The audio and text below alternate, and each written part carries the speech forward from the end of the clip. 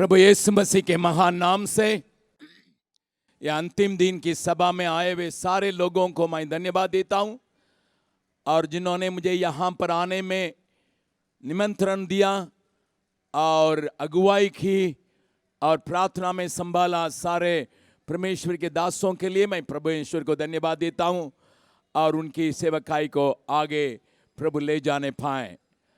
लगातार 3 दिन यहाँ पर प्रभु यीशु मसीह के सुसमाचार को सुनाने के लिए और उसके गुणानुवाद को गाने के लिए परमेश्वर ने हमें सहायता किया। एक सुंदर वातावरण को दिया, मौसम को दिया, लोगों को दिया। प्रभु के नाम की स्तुति प्रशंसा होवे। कई लोगों के दिल में इस प्रकार के विचार है, ये मसीह लोग आके, खास करके मसीह प्रचारक लोग इस देश को उलट पुलट करने के लिए चाहते हैं करके सोचते हैं। लेकिन मैं आपको बतलाने के लिए चाहता हूं, मेरा धर्मशास्त्र बाइबल एक ही बात को बतलाती है, परमेश्वर ने जगत से प्रेम किया। इसलिए हम जरूर अलग अलग मुल्क में रहते हैं, अलग अलग देश में रहते हैं, अलग अलग बोलियां बोलते हैं, अलग अलग प्रांतों से आते हैं। इसके बावजूद भी हम थोड़ा ऊपर उठ के हम दुनिया को जब देखते हैं, लोगों को देखते हैं, चाहे वो कोई भी देश के क्यों न हो, कोई बोली बोलने वाला क्यों न हो, कोई प्रकार की बातों को समझने वाला क्यों न हो, किसी भी स्तर के क्यों न हो, मैं और हम एक ही बात को जानते हैं, परमेश्वर सबसे प्यार करता है। इस बात जब हमारा दिल में बैठता है, हम परमेश्वर के प्यार को समझने के लिए कोशिश करते हैं। जब परमेश्वर के प्यार को समझने के लिए कोशिश करते हैं, बाइबल बतलाती है हमने परमेश्वर से प्रेम नहीं किया, परंतु उसने पहले हमसे प्रेम किया। जब हम पापी ही थे, परमेश्वर ने अपना एकलौता पुत्र यीशु को मेरे लिए, आपके लिए बलिदान होने के लिए दिया है। उसके जीवन देने के द्वारा मानव जाति पाप से छुटकारा और रोग से चंगाई और उम्मीद भरी जीवन में प्रवेश करते हैं। उसका प्रेम को हम ऐसे ही समझते हैं, जब हम उसके शत्रु थे, जब हम उसके विरोधी थे, जब उसके विरोध में बोलने वाले थे, उनकी बातों को समझते नहीं थे, उसके प्रेम को समझते नहीं थे, तो भी परमेश्वर ने हमसे प्यार किया करके मेरा धर्मशास्त्र बाइबल बतलाती है। जब हम उसके प्रेम को चखे हैं, हम दूसरों को भी उस प्रेम को बांटने के लिए कोशिश करते हैं। भिन्न भिन्न प्रकार से हम कोशिश करते हैं, भिन्न भिन्न तरीका से कोशिश करते हैं। उसमें एक तरीका है, इस प्रकार आम सभा में, खुले मैदान में परमेश्वर के प्यार भरी वचनों को, जिनके जीवन में आशा टूट गई है, जिनके जीवन में कोई उम्मीद नहीं है, जिनके जीवन में अन्य बातों की समस्या है, उनको उत्साहित करने के लिए, उनको प्रभु किसी न किसी रीति से छूने के लिए हम इस प्रकार की सभाएं चलाते हैं। लेकिन कई मित्र लोग हमें गलत समझते हैं, वे सोचते हैं धर्मांतर करते हैं। हम परमेश्वर जो प्यार करता है हर मानव जाति से, हर प्रकार के लोगों से, चाहे वो दुष्ट भी क्यों न हो, गया गुजरा भी क्यों न हो, लोगों को मारने वाला क्यों न हो, नक्सलवादी क्यों न हो, उनसे परमेश्वर प्यार करता है। इसलिए उनके प्यार की वजह से उसने यीशु मसीह को बलिदान होने के लिए दिया और उसके जी उठने के द्वारा सारे मानव को उद्धार करने का ताकत रखता है। इसलिए उस प्यार को समझाने के लिए गली गली में, गांव गांव में, शहरों में, जहां तक हमसे हो सकता है, हम उसका वचन का प्रचार करते हैं। मैं आज के वचन में जाने के पहले कुछ बातों को आप तक पहुंचाने के लिए चाहते हैं, शायद आप अपने दोस्तों को समझाने के लिए ये लाभदायक होगा। प्यारों, हमारा प्रभु यीशु मसीह का प्यार जो चक्का है वो चुप नहीं रह सकता, हम इतना जानते हैं। मैं आपको 3 उदाहरणों को बतलाने के लिए चाहता हूं, 3 बातों को बतला के फिर परमेश्वर के वचन में ले जाने के लिए चाहते हैं। मैं ऐसा एक जिला से आया हूं, अगर शायद आप सुने होंगे तिरुनेलवेली। अगर तिरुनेलवेली शहर में जाइएगा, वहां एक बहुत बड़ा स्कूल और बहुत बड़ा कॉलेज सारा टक्कर कॉलेज करके, सारा टक्कर हायर सेकेंडरी स्कूल करके आप देख सकते हैं। स्कूल में लगभग 6000 बच्चियां पढ़ती हैं, कॉलेज में 4000 लड़कियां पढ़ती हैं। आप पूछेंगे भाई साहब हमको बतलाइए आप क्यों इस प्रकार की बातें बतला रहे हैं, हमें सारा टक्कर कॉलेज से क्या लेन देन है? वो तिरुनेलवेली डिस्ट्रिक्ट की क्या बात है, आप कह रहे हैं क्या लेन देन है करके आप पूछेंगे। मैं आपको इसके इतिहास थोड़ा बतलाने जा रहा हूं ताकि आप समझ सकें। मसीही लोग जिसने परमेश्वर का प्रेम को चखा वो खामोश नहीं रहता है, प्रेम को बांटने के लिए कुछ भी करने के लिए तैयार होता है। कई साल के पहले कुछ मिशनरी लोग आके यीशु मसीह का प्यार को दक्षिण भारत में जिस जिला में मैं हूं जहां से आता हूं वहां सुनाते समय वहां की लड़कियों का, वहां की महिलाओं को दैनिक हालत को देखे थे। प्यारों सुनिएगा, हमारे भाई लोग जो बाहर रहते हैं हमारी बातों को समझने के लिए कोशिश कीजिएगा, अपना कान खोलिएगा। आप खाली ये मत कहिएगा अरे ये मसीह बना रहा है और इनको धर्मांतरण कर रहा है, थोड़ा सोच के बात कीजिएगा। उस क्षेत्र में आप थोड़ा और दक्षिण चले जाइएगा, कन्याकुमारी जिला पाया जाता है। कन्याकुमारी जिला में औरतों को ऊपर ब्लाउज पहनना मना था। वहां का राजा लोग उन औरतों को जवान हो बूढ़ी हो ऊपर ब्लाउज पहनने से मना करके रखे थे। लेकिन मसीह मिशनरियों ने आके उनको एक क्रांति को लाया। आज वहां के लोग विश्व भर में बड़े बड़े डॉक्टरों के रूप में बैठे हैं। इस प्रकार एक रूपांतर को लाने के लिए इस सुसमाचार ने सहायता किया। वैसे ही तिरुनेलवेली डिस्ट्रिक्ट में आपको मैं बतलाने के लिए चाहता हूं, सारा नाम करके दोनों पैर से लंगड़ी एक लड़की इंग्लैंड में रहती थी। कान खोल के सुन लो, मेरी बात को सुन लो भैया। दोनों पैर से उसको चलने की ताकत नहीं रहा। एक छोटी सी व्हील चेयर में चर्च जाया करती थी, घर आया करती थी। पढ़ने के लिए मौका नहीं, परंतु प्यारे अपने माँ बाप के साथ उसको सीखने के लिए कुछ मिला, बाइबल पढ़ने के लिए मिला। उसने अपने लंगड़े अवस्थे में भी उसके लिए चिंतित नहीं रही। जो परमेश्वर के प्रेम को चखते नहीं थे उनके लिए रो रो के दुआ करती थी। उनके चर्च में, उनकी कलीसिया में एक दिन एक मिशनरी आके दक्षिण में काम करने वाले आके खाने लगा। भारत की स्त्रियां महिलाएं स्कूल नहीं चल पाती हैं, उनको उस महत्वता नहीं दिया जाता है, उनके लिए मौका नहीं है करके रोते हुए जब गवाही दिया, लंगड़ी लड़की सोचने लगी मैं क्या कर सकूंगी, मैं तो जा नहीं सकूंगी, लेकिन मुझे कुछ करना है, मुझे कुछ करना है करके उन्होंने अब उससे मुलाकात करने के लिए, चाहे जन्मदिन के अवसर में क्यों न हो या किसी क्रिसमस के समय में हो, उससे मुलाकात करने के लिए, उसको केक खिलाने के लिए, फूल लाने के लिए जो भी आता था उनसे बांटने लगी। मुझे फूल मत लाइए, मुझे नए कपड़ा मत लाइए, मुझे बर्थडे केक मत लाइए, परंतु आप उसको पैसा के रूप में दीजिए।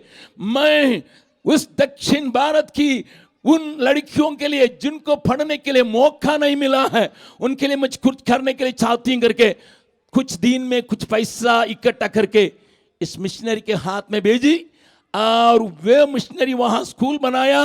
वो आज कॉलेज है जिसमें 4000 लड़कियां विश्व भर में व्यापित रूप में जाने के लिए परमेश्वर ने रास्ता खोला। ये रूपांतर मसीह प्यार के चलते होता है। तुम करके दिखाओ तब मैं समझूंगा तुम परमेश्वर को पहचानते हो। अगर तुम परमेश्वर को पहचानते हो तुम दूसरों के लिए चिंता करोगे, क्योंकि मसीहत का 2 खंबा है, अपने परमेश्वर से, अपने दिल से, दिमाग से, ताकत से, मन से प्यार करो और साथ ही साथ जैसा अपने से प्यार करते हो वैसे अपने पड़ोसी से प्यार करो। इसके अलावा हम कुछ सिद्धांतों को जानते नहीं भैया। मेरे अगल बगल में रहने वाले मेरे देशवासी लोग जो मेरी बातों का विरोध करते हैं, जान लो हमारे पास यही सिद्धांत है। हम जैसा अपने से प्यार करते हैं अन्य लोगों से भी प्यार करने के लिए सीखें। एक और बार परमेश्वर का धन्यवाद दें, हाथ उठा के परमेश्वर हालेलुया कहेंगे। यही सिद्धांत ही हमें गली गली में, गांव गांव में जाने के लिए धक्का देता है। आप सोचेंगे अरे विदेश की कहानी बतला रहे हो, हिंदुस्तान की कहानी बतलाओ, हम हिंदुस्तानी करके। हम भी कम नहीं है हिंदुस्तान की, हम भी भारतीय हैं, हमको भी भारत के ऊपर इतना प्यार है। इसलिए आपको नाश होने से, विनाश की रास्ता से बचाने के लिए परमेश्वर ने जो रास्ता बनाया उसको बतलाने के लिए बहुत मेहनत करके, बहुत लोगों को त्याग और मेहनत के चलते इस प्रकार की सभाएं चलाई जाती है। मैं आपको बतलाने के लिए चाहता हूं, तमिलनाडु का मैं हूं, मैं हमेशा तमिलनाडु में जाके मैं प्रचार करता हूं, वहां के मसीहों को यह बतलाता हूं, अगर तुम सचमुच में भारत से प्यार करते हो, भारतवासियों के लिए इस सुंदर समाचार जिसमें लिखा है परमेश्वर का प्यार, जिसमें लिखा परमेश्वर का जीवन, जिसमें लिखा परमेश्वर की ताकत, जिसमें लिखा परमेश्वर की सामर्थ, इसको दुनिया में सुनाने के लिए तुम क्या करते हो करके मैं चुनौती देता हूं। मैं तमिलनाडु के एक शहर में प्रचार कर रहा था, मैं नहीं जानता था वहां कौन बैठे हैं। मैं प्रचार करने के बाद मेरी आदत है मीटिंग खत्म होने के पहले मैं चले जाता हूं, जैसे यहां करता हूं। मैं चला गया, लेकिन 2 महीना के बाद एक छोटी सी मनी ऑर्डर आया 20 रुपया का, मेरे नाम पर आया। उस नीचे लिखा था आपसे मैं बहुत प्यार करता हूं भैया, आपके साथ खड़े होने के लिए मुझे ताकत परमेश्वर दे पाए करके एक लड़की चिट्ठी लिखी थी। मैं उसको ख्याल से नहीं देखा, 20 रुपया कुछ दिन के बाद 200 रुपया में बदला, 200 रुपया 2000 रुपया में बदला। मैं फिर उस शहर में प्रचार करने के लिए जब गया, मीटिंग आयोजित किए लोग मेरे पास आके कहने लगे भाई अगस्टिन जबकुमार, आपसे एक लड़की मुलाकात करने के लिए चाहती है, शायद वो आपको लगातार मनी ऑर्डर बेचती है, वो आपसे भेंट करने के लिए चाहती है। मैंने कहा मीटिंग के बाद मैं उससे मुलाकात करूंगा। उन्होंने कहा वो तो चल नहीं सकती है, इसलिए आपको उसके पास जाना होगा। मैंने सोचा क्या बात है भाई। मीटिंग के दौरान मैं पीछे बैठी हुई उस लड़की के पास मैं गया। प्यारों, मसीह लोग भी ख्याल से सुनिएगा, खास करके उत्तर भारत के लोग भी सुनिएगा, दक्षिण से आए हुए लोग भी सुन ले। आज मसीह सेवकाई किस प्रकार होता है, दुनिया का नहीं मालूम होने से वो सोचते हैं अमेरिका का डॉलर से ही ये लोग काम करते हैं। नहीं, सुन लो, कान खोल के सुन लो। और जब मैं उस लड़की से जब मुलाकात करने के लिए गया, मैं उसके दयनीय अवस्था को देखा। ट्रक का टायर उसके पीछे है, हाथ में ट्रक का टायर का 2 पीस को लगा के रखी है, वो चल नहीं सकती है। रेंगते रेंगते रेंगते रेंगते चलती है। 17 बरस की थी, सुंदर थी, देखने लायक थी, परंतु चलने की ताकत खो बैठी। जब मैं ना के उसके मुलाकात करने के लिए हाथ बढ़ाया, वो कहने लगा भैया मुझसे मुलाकात करने में आपको खुशी होती होगी, मैं ही हूं, आपको महीना महीना पैसा बेचती हूं। मैंने कहा तुम कैसा पैसा बेचती हैं? वो कहने लगी पगले, लगभग 1.5 साल के पगले आपकी सभा में मैं आई थी। मेरे दिल में उत्तर भारत के लोगों के लिए प्यार और मोहब्बत प्रभु ने, परमेश्वर ने डाला। लेकिन मेरा बाप मेरे इलाज के लिए, मेरा अचानक 12 साल तक मैं चलती थी, दौड़ती थी, सब काम करती थी, लेकिन अचानक एक बीमारी आई और मुझे इस हालत में कर दिया। बड़े बड़े अस्पताल में मेरा बाप ने अपना खेत को बेच के, अपना जमीन घर को बेच के मेरे इलाज के लिए पूरा पैसा खर्चा किया। मेरे कमर में ताकत नहीं आई, इसी के चलते मैं उसके बाद हमारा घर गरीब, मेरे बीमारी के चलते गरीब अवस्था में होने के बावजूद भी मैं परमेश्वर से प्यार करने के लिए मुझे मौका मिला, उसको पहचानने के लिए यीशु का प्यार मुझे आकर्षित किया। मैं उस प्यार के चलते आपकी सभा में आई थी। आपने जब उत्तर बिहार की कई बातों को, बिहार की दशाओं को जब आपने बताया, मेरे दिल में हुआ मुझे भी कुछ करना है। मैं जवान अगर चलने वाली होती, मैं भी इनके साथ जाती, प्रचार करने के लिए जाती, लोगों से प्यार दिखाने के लिए जाती, बच्चों से प्यार दिखाने के लिए मैं जाती, परंतु मैं तो चल नहीं सकती हूं। घर में धन नहीं है, पापा के पास अच्छा काम नहीं है, जितना खेत था बेचा गया है, घर का भाड़ा दिया जा रहा है। इस वक्त में मुझे क्या करना करके मैंने सोचा था। वो कह रही थी, मैंने सोचा था क्या कहूं। मैं घर गई, अपने माँ से बोलने लगी, मम्मी मुझे ये एक मदद करना, 2 टन मुर्गी खरीद के दे दीजिएगा। मेरी माँ को समझ में नहीं आया, लेकिन इतना जानती थी मेरी बेटी जब मांगती कुछ कारण होगा। उन्होंने 2 मुर्गी के बच्चों को ला के दिया। मैं उस मुर्गी के बच्चों को पालने लगा। उसके पालने में मुझे कोई तकलीफ नहीं थी। थोड़ा सा चावल डालेंगे, मुर्गी के बच्चे चले आते थे। और उनका अंडा बेच के, एक मुर्गी का अंडा बेच के मैंने पैसा शुरू किया आपके पास। एक मुर्गी के अंडा को बैठाते उसको बढ़ाया। इसलिए मैं 20 रुपया से शुरू की, अभी 2000 रुपया भेज रही हूं। लेकिन मेरा विचार है मैं बहुत सेवकों को मदद करने के लिए इस प्रकार का काम करूं। मैंने उसको देखा, मेरे आंखों में आंसू आई। चलने के लिए उसके पास कोई चक्का की गाड़ी नहीं, खाली टायर को पीछे बांधते हुए रेंगते चल रही है। अपने लिए चिंता नहीं की, परंतु विश्व भर के जो अभी तक उत्तर भारत में यीशु मसीह को नहीं सुने हैं, उनको देने के लिए, उनके लिए प्यार को सुनाने के लिए, मदद करने के लिए साथ खड़ी है। मेरे भाई सुन लो, क्योंकि हमने उस प्यार को चखा था, जैसा सिस्टर परसी से कह रही थी, जीवन पाया, खुशी दिलाई, चंगाई पाई। इसलिए आपको भी सुनाते हैं। किसी ने पैसा दे के हमको भेजा नहीं है, लेकिन हमारे लोगों के दिल में परमेश्वर का प्यार जब आया, पवित्र आत्मा ने उस प्यार को दिया। हम आपकी नाश होने की दशा से बचाने के लिए इस मंच से सुसमाचार को सुनाते हैं। क्योंकि मेरे दादा, मैं आपसे कहने के लिए चाहता हूं, अभी भी पक्का प्रमाण के साथ मैं कह सकता हूं, तिरुनेलवेली जिला में जाइएगा, वहां मेरा दादा एक हिंदू पुजारी थे। उनका लंबा लंबा बाल था और उनका बाल यहां तक था। और उस गांव में प्रचार करने के लिए जब एक मसीह प्रचार किया, उन्होंने जाया क्रिश्चियन मसीह कुत्ता यहां भी आ गया करके थप्पड़ मारा। वो आदमी वहीं घुटना में आके, हे पिता इन्हें क्षमा कर, ये पहचानते नहीं है ये क्या करते हैं करके प्रार्थना करके चला गया।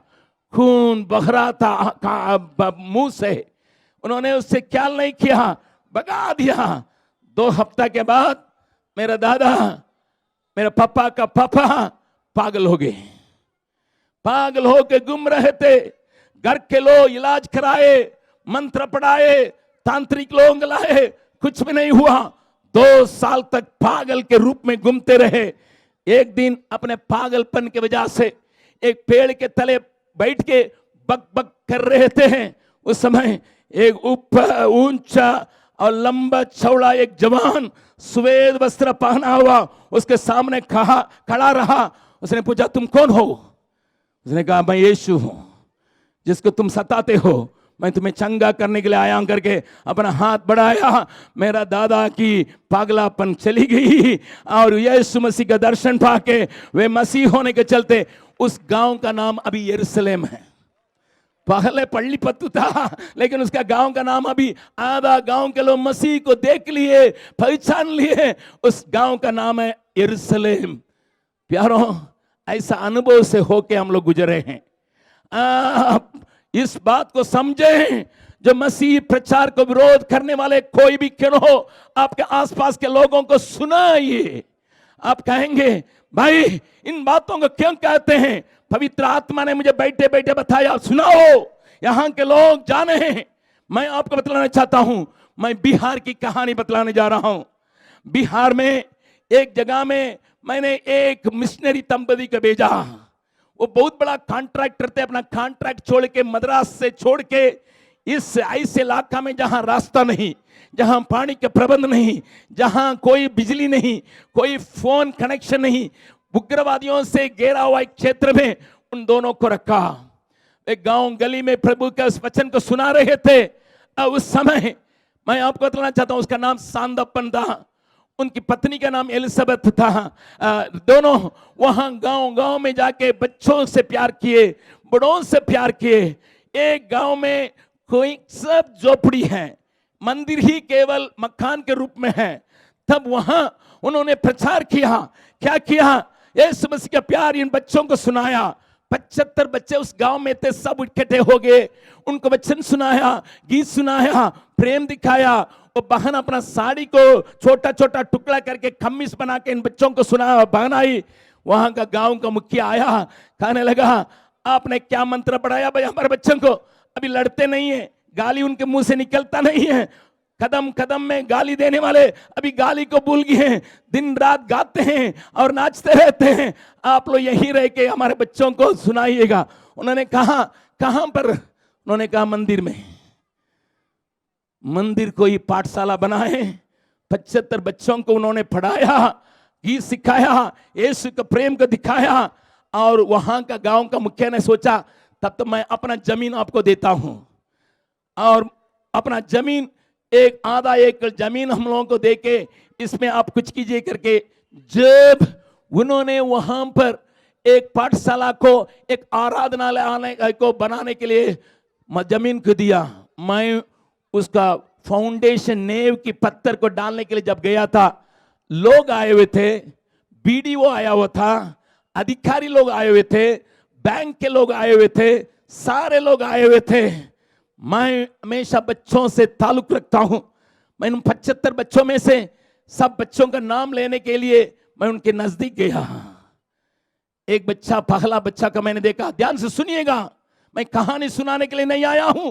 पहले लोग जाने क्यों इतना हल्ला करते हुए, इतना खर्चा करते हुए इस इलाका में इस प्रकार की सभाएं चलती है, आपको मालूम होना चाहिए।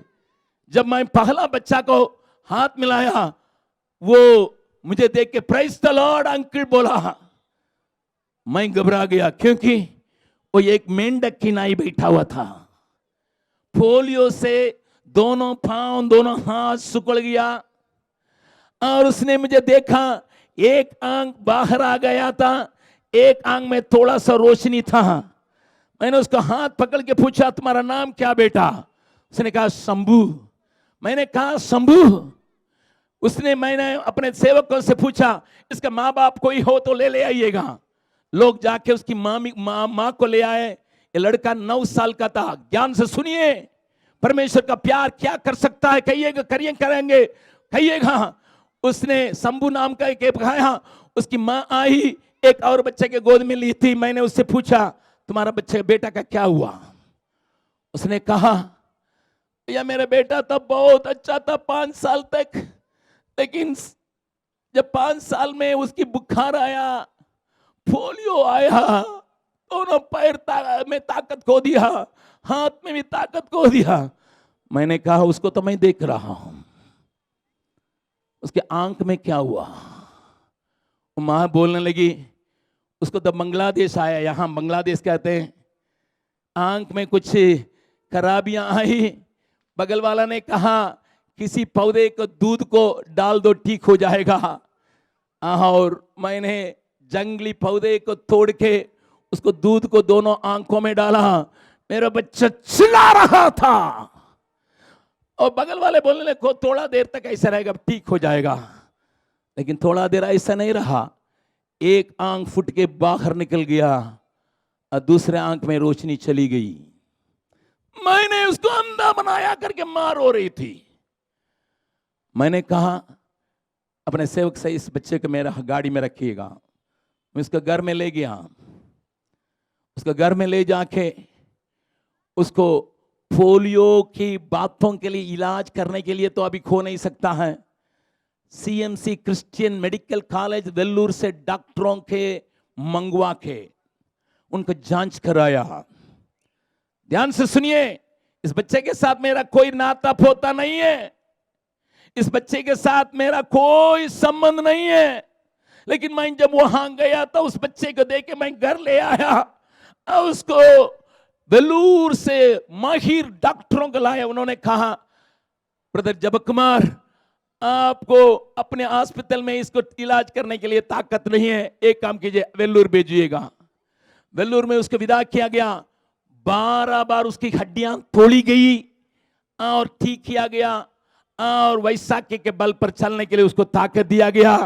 फिर मदुरई भेजा, वहां अरविंद हॉस्पिटल में उसकी आंखें बनाई, पढ़ने लायक बना, चलने लायक बना वैसाखी के बल पर। 6 महीना के बाद जब मेरा घर में आया, मैंने पूछा, शंभू कैसा लगता है? उसने कहा, अच्छा लगता है अंकल। जब वो उस स्थिति में था, मेरे सेवक ने कहा, भैया इसकी कहानी आप आधा सुने हैं। मैंने पूछा, क्या किए हैं? ये हमारे साथ गांव में प्रचार करने के लिए जाता। मैंने कहा, झूठ, कैसा हो सकता है? इसको तो साइकिल पर नहीं बैठा सकते हैं, मोटरसाइकिल पर नहीं बैठा सकते हैं। उन्होंने कहा, नहीं भैया, ये मेंढक की नहीं आता है, परीक्षा को अपने मुंह में रखता है, फिर बांटता है। जब मैं प्रचार करता हूं लोगों को बांटता है, मैं जब प्रचार करता हूं दुआ करता है, मेरे साथ गीत गाता है। भैया उस शंभू से मैं पूछा था, क्यों ऐसा करते बाबू? उसने मुझसे चंगाई के लिए प्रार्थना नहीं किया, उसने मुझसे मदद नहीं मांगा, उसने मेरे शरीर को ठीक कर दीजिए, कुछ कीजिए करके कहा नहीं। उस बात को देख के ही मैं उसको ले गया। अभी चलने की ताकत आ गई, देखने के लिए आया। मैंने उसको हाई स्कूल पढ़ा के मैंने पूछा, अभी तो पढ़ने लायक हो गया, क्या काम करने के लिए चाहते हो? उसने कहा, अंकल मैं अपने लोगों को सुसमाचार सुनाने के लिए मैं जाऊंगा करके अभी जंगलों में, गलियों में, शहरों में यीशु मसीह का सुसमाचार का प्रचार करता है। ताली बजा के, ऊंचे ताली बजा के परमेश्वर, चाहे बिहार के क्यों हो, चाहे तमिलनाडु के क्यों हो, चाहे इंग्लैंड के क्यों हो, जब अपंग है, अपांग है, लंगड़े हैं, अपने ताकत के लिए चिंता नहीं करते हैं, क्योंकि परमेश्वर का प्यार ने उनको छुआ। इसलिए हम हिंदुस्तान भर में जब तक जीवित रहेंगे तब तक यीशु का नाम लेते रहेंगे। भैया जैसा पहले दिन पास्टर जॉय ने कहा, हमें टुकड़ा टुकड़ा भी किया जाएगा, इस प्यार को हम सुनाते रहेंगे, सुनाते रहेंगे, सुनाते रहेंगे। इसलिए ये सभा यहाँ आयोजन किया गया है। मैं परमेश्वर का धन्यवाद करता हूँ। जरूर आपके विरोध में बातें आएंगी, मसीह लोग, पासवान लोग, लेकिन घबराना नहीं, क्योंकि हमको उसने प्यार दिखाया। हालेलुया। गहरे प्यार से उसने प्यार किया, मां का जैसा प्यार दिया, उसको हम भूल नहीं सकते हैं, उसको भूल नहीं सकते हैं। इसलिए हम इस सुसमाचार को सुनाते हैं, किसी को डराने के लिए नहीं, किसी को धमकी देने के लिए नहीं, लाठी के बल पर या बंदूक के बल पर नहीं, प्रेम के बल पर हम यीशु मसीह के सुसमाचार को दुनिया को सुनाते रहेंगे, सुनाते रहेंगे, सुनाते रहेंगे। हमारा आवाज को आप बंद नहीं कर सकते। Hallelujah, hallelujah. कल कई जवानों ने इस प्रकार निर्णय लिया, मैं परमेश्वर का धन्यवाद देता हूं। इस इलाका में मैं फिर आऊंगा नहीं आऊंगा मुझे मालूम नहीं, लेकिन मैं जानता हूं यहां के लोग खड़े होंगे परमेश्वर के नाम पर। Hallelujah, hallelujah, hallelujah. एक और बार अपने हाथों को उठा के, दाहिने हाथ को उठा के, इस प्यार से भरी हुई बातों से मैं तृप्त करके, परमेश्वर हमें इस इलाका में इस्तेमाल करने के लिए सब कोई अपना दाहिना हाथ को उठाएं। उसके बाद मैं आज के वचन में आपको ले जाने के लिए चाहता हूं। Hallelujah, hallelujah, hallelujah, hallelujah. अनुग्रहकारी पिता, तेरा प्यार ने हमें मोड़ लिया, हमें प्रभु अपने प्यार से बनाने के चलते इस इलाका के लोगों से प्यार करने के वजह से यहाँ की कलीसियाओं को खड़ा किया, सेवकों को खड़ा किया। वे आके इस प्रकार काम करने के लिए उनको मदद किया है। लगातार इस इलाका के लोगों को अपने को प्रकट कर, तेरे प्रेम को शक से नहीं परंतु संपूर्ण तरीका से समझने की शक्ति पाए। यीशु मसीह के मीठे नाम से मांगते हैं, सुनो और ग्रहण कर, आमीन। कल और परसों मैंने पाप के संबंध में, पाप से छुड़ाने के लिए परमेश्वर ने क्या उपाय किया उसके बारे में बतलाते आया, क्योंकि हमारा संघर्ष किसी व्यक्ति के साथ नहीं, किसी मजहब के साथ नहीं, किसी दल के विरोध में नहीं, हमारा संघर्ष पाप के विरोध में है। पाप क्या है करके आप पूछेंगे, परमेश्वर के दृष्टिकोण में जो भी गलती दिखाई पड़ता है उसी को इस वचन के आधार पर देखते हैं, उसको हम पाप कहते हैं। पाप से परमेश्वर घृणा करता है, परंतु पापी से प्यार करता है। इसलिए प्यार से पापियों को पाप की जो संकट है, संघर्ष है, पाप से जो नुकसान है, उसको बतलाने के लिए हम सुसमाचार का प्रचार करते हैं। पहले दिन मैंने कहा था, पाप तुम्हारा द्वार पर लेटे रहेगा, उसके ऊपर तुम्हें पूरा कब्जा करने का, अधिकार जताने का जरूरत है, लेकिन मनुष्य के पास ताकत नहीं रहा। इसलिए परमेश्वर खुद आके पाप को अपने ऊपर ले लिया ताकि आपको और हमको विजय जीवन दिला सके। कल मैंने आपके सामने यह रखा था, अगर तुम ऐसा नहीं करोगे तुम्हारा पाप तुम्हें पीछे करेगा करके बाइबल में से मैंने दिखाया। Your sin shall find you out करके मैंने वचन से दिखाया। कई लोगों ने अपने जीवन को प्रभु के लिए दिया, पाप पीछे करके, कोई भी हो उसको पकड़ के, उसको खींच के, उसको तमाशा बना देता करके मैंने कल दिखाया और आपने अपने जीवन को प्रभु के लिए दिया। आज मैं एक खास विषय जिसको हम बाइबल में से अच्छी तरह से जानते हैं, उसको मैं आपके सामने सुनाने के लिए चाहता हूं। पढ़िएगा रोमियो उसका 6 अध्याय उसका 23वां पद को पढ़ेंगे। रोमियो की पत्री उसका 23 अध्याय 6 अध्याय उसका 23वां पद को पढ़ेंगे। क्योंकि पाप की मजदूरी तो मृत्यु है, परंतु परमेश्वर का वरदान हमारे प्रभु यीशु मसीह में अनंत जीवन है। भाई बहन, मुझे सुनने वाले सुन लीजिए, मेरा धर्मशास्त्र बाइबल बतलाती है पाप की मजदूरी तो मृत्यु है। तुरंत आप कहेंगे, ए भाईजान आप बतलाओ, मृत्यु किसके जीवन में नहीं होता है? सबके जीवन में तो होता है। पढ़ा लिखा के जीवन में भी मृत्यु आता है और अनपढ़ लोगों के जीवन में भी मृत्यु को देखना पड़ता है। और मृत्यु तो सबके जीवन में जरूर ताल्लुक रखता है। तब आप कहते हैं केवल पाप करने वाला मरेंगे, आपका वचन गलत है करके आप कह सकते हैं। लेकिन मैं आपको परमेश्वर के वचन के आधार पर किस मृत्यु के बारे में बाइबल बतलाती है और क्या जो हम मृत्यु को इस दुनिया में देखते हैं यही मृत्यु है या इसके बाद भी एक मृत्यु है, उसको मैं वचन के आधार पर, इस परमेश्वर के वचन के आधार पर मैं आपको सुनाने के लिए चाहता हूं। मेरे साथ एक और वचन को पढ़िएगा। इब्रानियों की पत्री उसका 9वां अध्याय 27वां पद में यूं लिखा है। इब्रानियों की पत्री उसका 9वां अध्याय उसका 27वां पद में यूं लिखा है, पढ़िएगा। इब्रानियों की पत्री उसका 9वां अध्याय 27वां पद। और जैसे मनुष्यों के लिए एक बार मरना और उसके बाद न्याय का होना नियुक्त किया गया है। भाई आप कोई भी धर्म मानने वाले क्यों न हो, कोई भी परिवार के क्यों न हो, कोई भी बोली बोलने वाला क्यों न हो, थोड़ा ध्यान से सुनिएगा मेरा वचन को। मेरा धर्मशास्त्र बाइबल बतलाती है अनेक बार आपका जन्म नहीं है। अगर आपको कोई किसी ने गलत बताया, थोड़ा परमेश्वर के दृष्टिकोण से अपना जीवन को देखने के लिए कोशिश कीजिएगा। मनुष्य के लिए एक बार मरना नियुक्त है, लेकिन मरने के बाद अगर कुछ भी नहीं रहेगा तो हम आनंदित रह सकते हैं।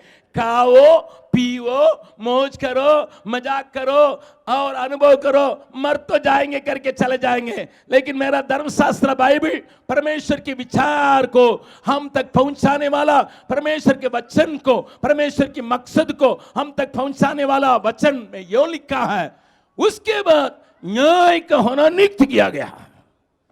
अभी तकलीफ तो यही की बात है। मृत्यु तो चाहे आप मसीह के न हो, हिंदू के न हो, सिख के न हो, मुसलमान के न हो, आपको मरना नियुक्त किया गया है। कोई कहते होंगे मैं पुराना जन्म में ऐसा था, अभी नया जन्म में क्या होगा मैं नहीं जानता हूं। ये आप एक भ्रम में पड़े हैं भैया। परमेश्वर के दृष्टिकोण में ऐसा ले लिखा है, एक ही बार मरना। शायद 70 बरस में होंगे या 90 बरस में होंगे, कभी तो मरना है। जैसा मेरा उम्र ज्यादा होते जाता है, अभी 70 पहुंचा हूं, मैं मृत्यु का दिन का गिन रहा हूं। कब मरेंगे, क्योंकि मुझे गारंटी नहीं है, किसी के गारंटी नहीं है। जरूर मैंने मसीह यीशु को ग्रहण किया, मसीह के बारे में प्रचार किया, लेकिन मैं ये नहीं कहूंगा मरना मेरे लिए नियुक्त किया गया है। तो आप पूछेंगे मरने के लिए परमेश्वर ने मनुष्य को क्यों सृष्टि किया है? मेरा धर्मशास्त्र बाइबल बतलाती है, जब आदम और हवा को बनाया था, परमेश्वर उनको मरने के लिए नहीं बनाया, उनके साथ संगति रखने के लिए बनाया, अपने समानता में बनाया। जैसा वो युगान युग है वैसे ही रहने के लिए उसको बनाया। उसके बारे में कहने की दरकार नहीं है। परंतु जिस दिन मनुष्य ने परमेश्वर की आज्ञाओं को तोड़ डाला, जिस दिन परमेश्वर की आज्ञा को उल्लंघन किया, उसी दिन मृत्यु उसके जीवन में चली आई। इसको बाइबल बतलाती है। आप में से बहुत लोग जानते हैं किस प्रकार पहला आदमी और पहला औरत किस प्रकार परमेश्वर की आज्ञा को तोड़ डाले हैं। मैं हमेशा तमाशा के रूप में इस बात को कहता हूं, मैं आपको भी सुनाने के लिए चाहता हूं। आदम और हवा को परमेश्वर के वचन में लिखा है, एक सुंदर वाटिका में रखा और परमेश्वर ने कहा इस वाटिका का देखभाल करना और इसमें खोदना खादना और इसको ठीक ठाक रखना करके उनको जिम्मेदारियां दी। आदम और हवा खोद खाद कर रहे थे, साथ ही साथ घूमते आ रहे थे चक्कर, सुबह एक चक्कर, शाम को एक चक्कर मार रहे थे। अचानक, मैं ऐसा इमेजिनेशन करता हूं, अचानक ये हुआ होगा। इसके लिए बाइबल हमें जगह देती है, हुआ होगा। हवा खाई ही है, डार्लिंग हम लोग गलत काम कर रहे हैं, हम लोग का एक ही काम आराम से कर सकते हैं। आप दाहिने हो के आइएगा, मैं बाएं हो के आऊंगा, आधा समय में काम खत्म। आदम ने कहा अरे तुम तो बुद्धिमान जता रही है, तुम्हारी बुद्धि बहुत अच्छा है। ठीक है, दाहिने तरफ से आदम घूमने लगा, बाएं तरफ से हवा घूमने लगी, और जब अलग अलग हो गए तब शैतान जो परमेश्वर का विरोधी है, आपके आत्मा का विरोधी है, वो धीरे से हवा से कहने लगा दीदी दीदी मैं साथ चलूं, क्योंकि अकेले जा रहे हैं ना, साथ चलेंगे करके धीरे धीरे करके उससे बातचीत करते करते करते करते करते, क्योंकि एक दिन में कोई कह देगा इसका फल को तोड़ कर खाएंगे नहीं, थोड़ा सा दोस्ती बनाया। और दोनों के बीच में जब दोस्ती हुआ, एक दिन वो शैतान ने पूछा दीदी आपका चेहरा थोड़ा सा सूखा सूखा नजर आ रहा, आपका थोड़ा सा मालूम पड़ता है किसी चीज की कमी हो रही है। लड़की लोगों से ऐसा कह दीजिएगा फिर तो सोएगी नहीं। तुम्हारा चमड़ा थोड़ा सूखा, इसलिए ये क्रीम लगा वो क्रीम लगा दो, वो तो तुरंत कुछ भी लगाने के लिए तैयार है। अंडा का मुंह में लगा दो लगाएगी, गोबर लगाओ लगाएगी। लड़की लोगों को मालूम है, लड़की लोग रखने वालों को भी मालूम है। हालेलुया। तो वो सोचिए सब तो ठीक है, सब तो ठीक मिल रहा है, तो क्यों नहीं मिल रहा है? तो शैतान ने कहा आप लोगों का सब खाना भोजन का प्रबंध है ना? और वो कहने लगी सब कुछ मिल रहा है, एक फल को नहीं खा सकते। परमेश्वर ने उसको मना कर, अरे यही तो कमी है, उसको खाइए ना तब चकाचक हो जाइएगा। इसलिए आदम पहुंचने के पहले हव्वा ने फल को थोड़ी खाई और उसको भी दी, तुम भी चकाचक हो जाओ। और चकाचक हो गया, नंगा हो गया। और पता चला अभी फैशन पैरेड चलना है, इसलिए अब ये वो आदम से पूछ रही है देखिए ना मैं नंगी हूं, आप भी नंगे हैं, शर्म लगता है, क्या करेंगे? इस समय तक परमेश्वर की महिमा उनको चारों तरफ घेरा हुआ था, चारों तरफ उनको डांपा रहा था, लेकिन अभी वे एक दूसरे से लज्जित होने लगे। पाप जैसा आया, एक दूसरे को देखना नहीं चाहते थे, जा जाके छिप रहे हैं। और हव्वा तुरंत बोलने लगी घबराना नहीं, हम लोग एक टेलरिंग शॉप खोलेंगे, मैं कटिंग करूंगी आप स्टिचिंग करना।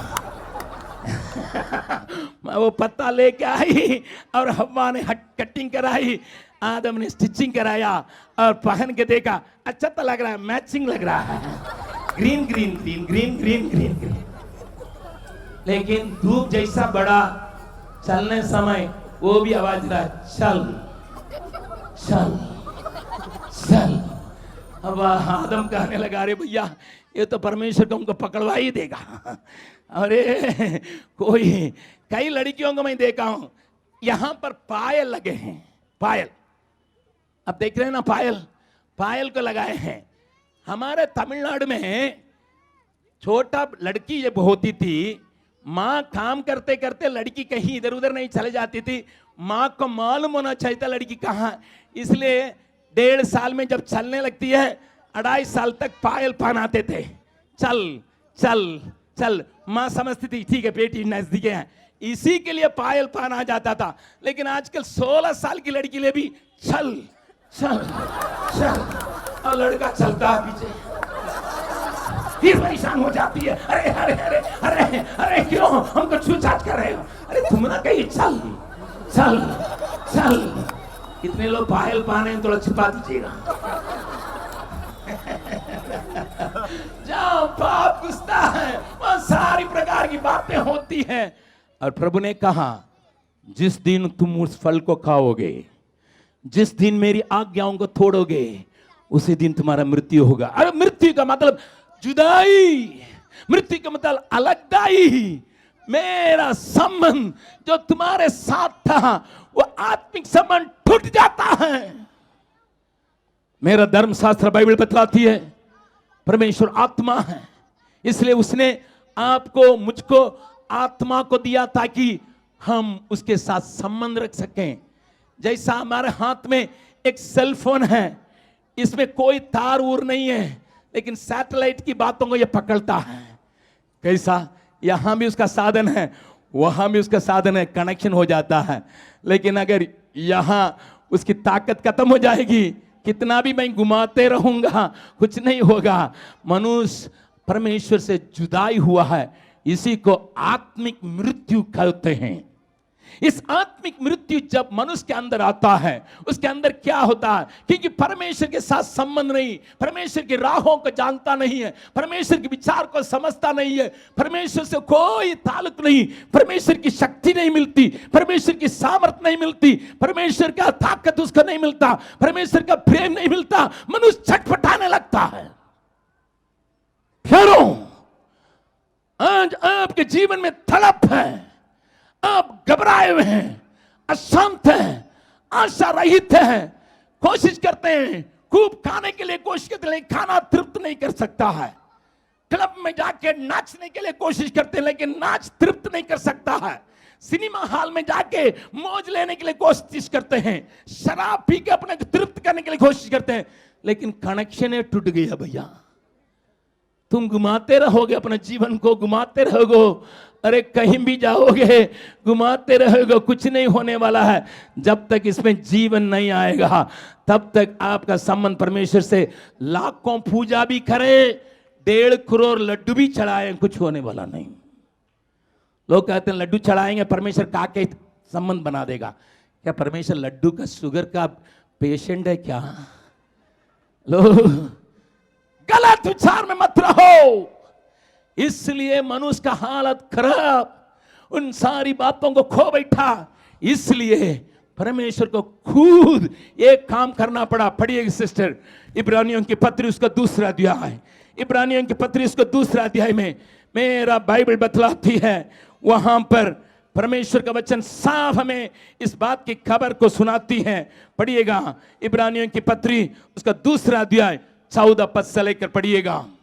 इसलिए जबकि लड़के मांस और लहू के भागी, जब उसके बच्चे आप और हम मांस और लहू के थे, तो वे आप भी उनके समान, वो आप ही स्वर्ग छोड़ के उनके समान उनका सहभागी हो गया, उनका सहभागी हो गया। क्यों? प्रभु यीशु मसीह 2000 साल के पहले मानव के रूप में आया। उस वचन का फिर पढ़िएगा, ध्यान से सुनिएगा। Why my Jesus came in the form of a man? पढ़िएगा फिर से। इसलिए जबकि लड़के मांस और लहू के भागी, जबकि लड़के मांस और लहू के सहभागी है, तो वह आप भी वो आप ही उनके समान उनका सहभागी हो गया, उनका सहभागी हो गया, ताकि मृत्यु के द्वारा, ताकि अपने मृत्यु के द्वारा उसे जिसे मृत्यु पर शक्ति मिली थी, शैतान को मृत्यु के ऊपर शक्ति मिली थी, उसको निकम्मा कर दे। आगे, और जितने मृत्यु के भय के मारे, इसलिए मृत्यु, जुदाई, अलगदाई, अलग होने की बातें जो ईश्वर से हुई है, उस मृत्यु के डर के मारे जीवन भर दासत्व में फंसे थे, जीवन भर दासत्व में पड़े थे, उन्हें छुड़ा ले। ताली बजा के परमेश्वर को धन्यवाद करें। Why my Jesus came in the form of a man to die in your place? Why sir? अब इस जुदाई के कारण, ये मृत्यु के कारण, ये मृत्यु के डर के कारण मरना है, मरना है। जो मैं धन को इकट्ठा करके रखा, खोना है करके मनुष्य तड़पता है। शारीरिक मृत्यु भी आई और आत्मिक मृत्यु भी आई, मनुष्य पागल हो जाता है। आप जानते होंगे एप्पल का वाइस प्रेसिडेंट, एप्पल का को फाउंडर, उसको जब कैंसर आया, एप्पल कंपनी, जो कंप्यूटर कंपनी, जो एप्पल का आईफोन को आप देखते होंगे, इसको बनाने का कंपनी जो अमेरिका में बहुत बड़ा है, उसका को फाउंडर स्टीव, जब उसको कैंसर की बीमारी आई, जब उसके कलेजा में कैंसर की बीमारी आई, उसके पास पैसा की कमी नहीं रहा। ही वॉज अ बिलियनर, बहुत बड़ा बिलियन, जहां देखो पैसा पैसा पैसा। दुनिया के कोने कोने में Apple TV, Apple computer, Apple iPhone, परंतु अपना जान से वो छुटकारा, मृत्यु से छुटकारा पाने के लिए पैसा मदद नहीं कर सका। इसलिए मनुष्य तड़पता है। शारीरिक मृत्यु भी उसके जीवन में चली आई। क्यों? आप कहेंगे आत्मिक मृत्यु हुई, फिर शारीरिक मृत्यु क्यों हुआ? जब मनुष्य ने पाप किया, उसके जीवन में बीमारी आई, उसके जीवन में शैतान ने उनके ऊपर कब्जा किया, उनके जीवन में दर्द आई, उनके जीवन में दर्द आया, उनके जीवन में सारे प्रकार की गड़बड़ियां आई। परमेश्वर ने इसलिए मनुष्य ज्यादा दिन इस दर्द में, तकलीफ में रोते नहीं रहना करके उसके शारीरिक मृत्यु के लिए जगा दिया। फ्रेंड्स, इसलिए बाइबल बतलाती है मनुष्य के लिए एक बार शारीरिक तौर से मरना नियुक्त परमेश्वर ने किया, परंतु मनुष्य आत्मिक मृत्यु से भी तड़प रहा है, शारीरिक मृत्यु से भी तड़प रहा है। उसको बांध के रखा है, गुलाम बना के रखा है। मनुष्य उस डर के मारे जी रहा है। हमारे बड़े बड़े नेता लोगों को आप देखे हैं, नेता तो कहता हम सेवा करने के लिए आए, लेकिन नजदीक जाके देखिएगा चारों तरफ बंदूकधारी, क्योंकि उसका मृत्यु का डर है, कोई मार देगा। चाहे आपके अखिलेश जी क्यों हो या हमारा प्रधानमंत्री नरेंद्र मोदी क्यों हो, वो मंच पर बोलेंगे, भले वो बुलेट प्रूफ का नहीं लगाते, लेकिन पीछे ब्लैक कैट वाला काला चश्मा पहन के वो कहां देखता है, नहीं दिखाई पड़ने के लिए खड़ा है। जब ओबामा अमेरिका का प्रेसिडेंट जब हमारा दिल्ली के लिए रवाना होने के लिए आया था, यहां देखने के लिए, हमने उनको निमंत्रण किया, उनका स्वागत किया। पूरा दुनिया का ऊंचा अधिकारी है, बहुत बड़ा देश का, धनी देश का, बहुत हथियार रखने वाला देश का अधिपति होने के बावजूद भी हमारा दिल्ली सरकार का 52 लाख रुपया कैमरा लगाना पड़ा। 52 करोड़ रुपया का जगह जगह कैमरा, ऊपर से देखभाल। और उसकी पत्नी बोली, ओबामा की पत्नी मिचेल बोली, हमको ताजमहल देखने का मन करता है, लेकिन वाला ताजमहल में नहीं जाना हुआ, हम बंदूक से मुड़ा देगा। घर के मारा भाग गया मिस्टर देश। हेलो, पत्रिका पढ़ते हैं ना, टीवी देखते हैं ना, कितना बड़ा भी हो, अपना जान के लिए बचाने के लिए करोड़ों रुपया भी लगाएगा तो भी बचता नहीं है। परसों दिन रशिया का एक विमान मिस्र देश के ऊपर सिनाई पर्वत के ऊपर उड़ रहा था, 31,000 फीट के ऊपर, और वहां से फट के खत्म हो गया। आईएस वाले, इसका मतलब आईएस करके एक संगठन है, जो Islamic state of Syria and Iraq कहते हैं, वो संगठन वाला कहता है हम लोग उसको खत्म कर दिए। 31,000 फीट ऊपर में उड़िएगा, बगल वाला का हाथ पकड़ के बोलेगा 31,000 फीट भी उड़िएगा, बचने का संभावना नहीं है। हेलो, इसलिए मनुष्य मृत्यु के डर में चल के अपने का सत्यानाश करता है। लेकिन इन लोगों को छुड़ाने के लिए मेरा यीशु आके शैतान के जो मृत्यु का अधिकारी है उसके हाथ में से आपको आपको आपको आपको छुड़ाने के लिए मनुष्य बन के आया। इसलिए आप हिम्मत के साथ गा सकते हैं, मृत्यु के अंधकार से मैं जो जाता था, प्रभु यीशु करुणा से तसल्ली मुझे दी है। यहोवा चरवाहा मेरा, कोई गट्टी मुझे नहीं है। हरी चराइयों में मुझे स्नेह से चलाता वो है। तब आप कहेंगे भैया हमको भी ये मृत्यु डर से बचाने के लिए क्या करना है? पढ़िएगा पहला कुरिन्थियों उसका 15वां अध्याय में परमेश्वर के दास किस प्रकार लिखता है उसको देखेंगे। पहला कुरिन्थियों उसका 15वां अध्याय और 55 और 56 और 57 पद को पढ़ेंगे। हे मृत्यु तेरी जय कहाँ रही? तेरी जय कहाँ रही? हे मृत्यु तेरा डंक कहाँ रहा? तेरा डंक कहाँ रहा? मृत्यु का डंक पाप है, मृत्यु का डंक पाप है और पाप का बल व्यवस्था है, पाप का फल व्यवस्था है। परंतु परमेश्वर का धन्यवाद परंतु ताली बजा के परमेश्वर का धन्यवाद करें। परंतु एक परंतु है, परंतु है, परंतु है, परंतु है। मृत्यु का दंड, पाप का दंड मृत्यु है, उसका डंग है। लेकिन आज जो मसीह यीशु में आए हैं, जो मसीह यीशु के पास आके अपने पापों को डाल के क्षमा मांगे हैं, यीशु को अपनाए हैं, जीवन पाए हैं, वो कह सकते हैं हे मृत्यु कहां है तेरा डंग, कहां है तेरा जय? चिल्ला के कह सकते। पढ़िएगा, परंतु परमेश्वर का धन्यवाद हो, परमेश्वर का धन्यवाद हो जो हमारे प्रभु यीशु मसीह के द्वारा, हमारे प्रभु यीशु मसीह के द्वारा हमें जयवंत करता है। जयवंत करता है, मृत्यु के ऊपर भी जयवंत है। हाथ उठा के हालेलुया बोले, hallelujah, praise the Lord. Hallelujah. मैं कैमूर पहाड़ के बारे में मैं कहने के लिए चाहता हूं। जहां मैं रहता हूं वहां कैमूर पहाड़ है। आजकल नक्सलाइट खत्म हो गया है, प्रार्थना करते करते सबको कदेड़ दिया। हालेलुया। लेकिन मैं कभी कभी प्रचार करने के लिए वहां जाता था। वहां गुरुजी करके उन सारे लोगों को लगभग 14 जिला का अधिकारी के रूप में एक नक्सलाइट लीडर था। बातों को थोड़ा ध्यान से सुनिएगा। हम लोग भीतर जाके एक आराधनालय को बनाए। उस पहाड़ पर हम लोग लगभग 10 स्कूल को बनाए हैं और कम से कम 26 चर्च को बनाए हैं। नक्सलाइट जहां रहते हैं वहां। और एक चर्च का उद्घाटन करने के लिए जब मैं गया, एक गुरुजी ने मेरे पास खबर भेजा आपका लीडर से मुलाकात करना। मैंने कहा सब आराधना करने के बाद हम लोग मुलाकात करेंगे। आराधना का उद्घाटन हुआ। हम लोग सब लोग अपना अपना जगह जाने के बाद गुरुजी अपना दल के साथ आया। उसका AK-47 के साथ एक बंदूकधारी बगल में खड़ा था। वो ब्राह्मण का परिवार का था और 15 लोग बंदूक के साथ मेरे ओर खड़े थे। मैं 2 अपना भाइयों के साथ रह के बातचीत करना शुरू किया।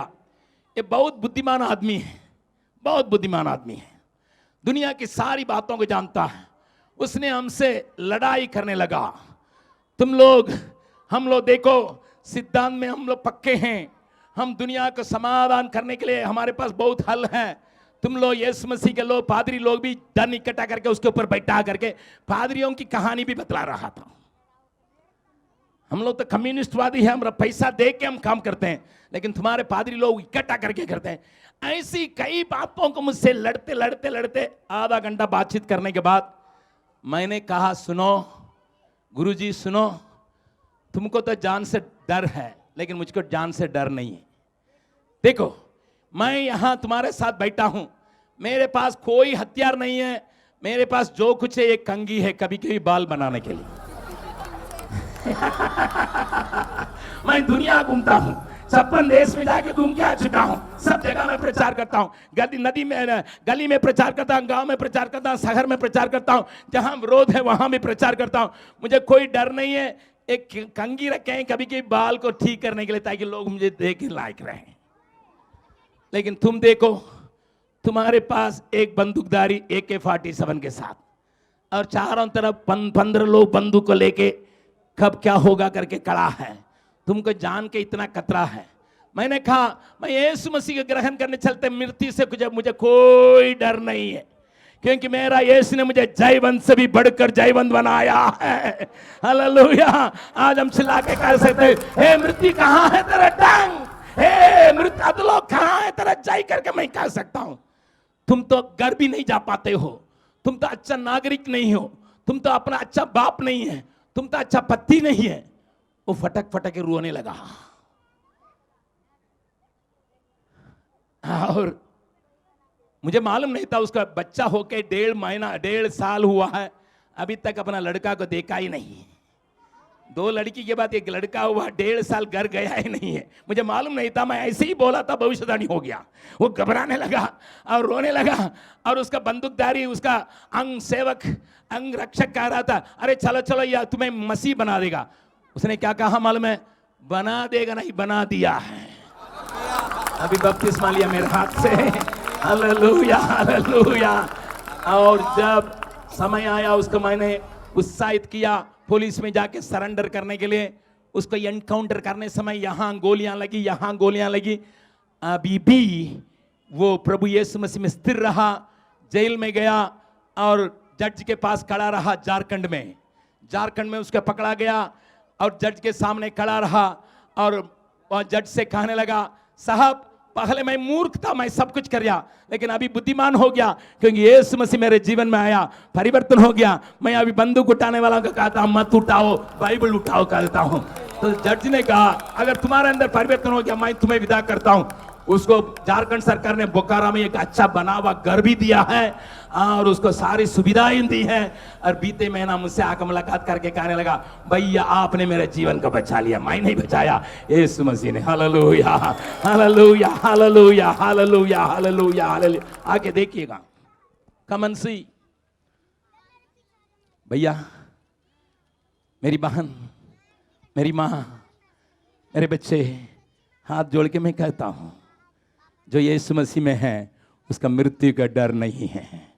और मृत्यु इसके जय पाया हुआ यीशु मसीह के साथ है, इसलिए मृत्यु का डर हमें नहीं है। परंतु जहां पाप रहेगा वहां मृत्यु का डर बना रहेगा, क्योंकि पाप की मजदूरी मृत्यु है, परंतु हमारा यीशु मसीह में अनंत जीवन है।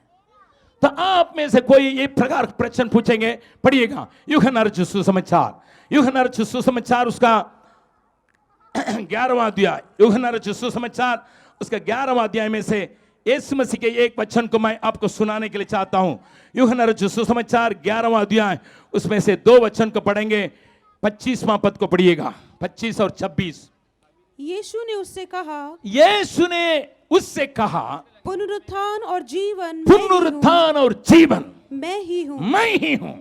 जो कोई मुझ पर विश्वास करता जो है, कोई मुझ पर विश्वास करता है, वह यदि मर भी जाए तो भी जिएगा। तो भी जिएगा। और जो कोई जीवित है, जो कोई जीवित है और मुझ पर विश्वास करता है, जो यीशु मसीह पर विश्वास करता है और जीवित है, वह अनंत काल तक ना मरेगा। थाली बजा के परमेश्वर को धन्यवाद करें। हालेलुया। अगर आप मरेंगे तो भी जिएंगे, अगर आप मरेंगे नहीं तब आप अनंत काल तक जिंदा रहेंगे। तो आप पूछेंगे, भैया ये कब होगा, ये कब होगा भैया, ये कब होगा, हमको बतलाइए। हमको अनंत काल तक जीवित रहने के लिए कोई रास्ता है? बाइबल क्या बतलाती है, मैं आपको बतलाने के लिए चाहता हूं। मेरा यीशु इस धरती को न्याय करने के लिए फिर से बादलों पर आने वाला है। उसके बारे में बाइबल क्या बतलाती है? समय नहीं होने के चलते जल्दी जल्दी में कुछ बातों को आपके तक पहुंचा देते हैं। पहला थिस्सलुनीकियों उसका 4 अध्याय, पहला थिस्सलुनीकियों उसका 4 अध्याय में यो वचन लिखा है, पढ़िएगा। पहला थिस्सलुनीकियों उसका 4 अध्याय में कुछ बातों को मैं आपको आप तक पहुंचाने के लिए चाहते हैं। पहला थिस्सलुनीकी की पत्री उसमें 4 अध्याय उसका 16-17 पद को पढ़िएगा। क्योंकि प्रभु आप ही स्वर्ग से क्योंकि उतरेगा। प्रभु आप ही स्वर्ग से उतरेगा। उस समय ललकार उस समय ललकार और प्रधान दूत का शब्द सुनाई प्रधान देगा दूत का शब्द सुनाई देगा और परमेश्वर की तुरी फूकी जाएगी। परमेश्वर की तुरी फूंकी जाएगी और जो मसीह में मरे हैं जो मसीह यीशु में मरे हैं वे पहले जी वे उठेंगे। पहले जी उठेंगे तब हम जो जीवित और हम जो जीवित और और बचे हुए हैं उनके साथ बादलों पर उठा लिए उन जाएंगे। उठाए हुए पवित्र लोगों के साथ बादलों पर उठा लिए जाएंगे। कि हवा में प्रभु से मिले हवा में प्रभु से मिले और इस रीति से हम सदा प्रभु के साथ रहेंगे। विश्वास करने वाला ताली बजा के परमेश्वर के धन्यवाद करो। ऊंचे ताली बजाइए। नीले आसमां के पार जाएंगे मेरा यीशु रहता वहां। नीले आसमां के पार जाएंगे मेरा यीशु रहता वहां। हम मिलेंगे बादलों पर हम मिलेंगे बादलों पर देखेगा सारा जहां देखेगा सारा जहां। जो जानते हैं गाइए हमारे साथ ताली बजा के हालेलुया। नीले आसमां के पार जाएंगे मेरा यीशु रहता वहां। नीले आसमां के पार जाएंगे मेरा यीशु रहता वहां। हम मिलेंगे बादलों पर हम मिलेंगे बादलों पर देखेगा सारा जहां देखेगा सारा जहां। समय नहीं है। आप कहेंगे भैया कब प्रभु आएगा कब आएगा। आप पूछेंगे मेरा आपका प्रभु आने वाला है। हाँ जरूर आने वाला है। उसकी कोई भी वायदा अधूरा नहीं हुआ है पूरा होगा। आने का वायदा भी होगा क्योंकि मेरे यीशु ने कहा तुम घबराओ मत चिंता मत करो। दुनिया में तुम्हें क्लेश सहना होगा परंतु याद रखो मैं तुम्हारे लिए अपने पिता के यहाँ जगह तैयार कर रहा हूं। तैयार होने के बाद मैं खुद आके तुम्हें ले जाऊंगा जहां मैं हूं वहां तुम भी रहो।